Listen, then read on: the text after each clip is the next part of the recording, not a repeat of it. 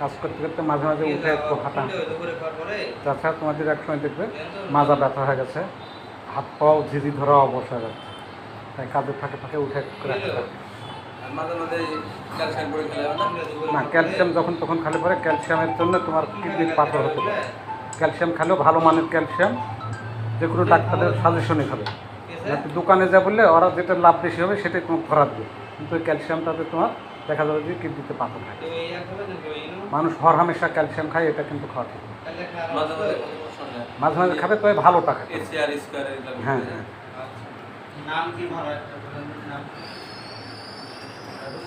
ভালো মানের ক্যালসিয়াম খাবে।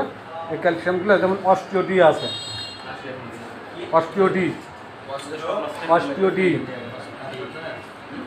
আবার আছে ক্যালসিট্রল।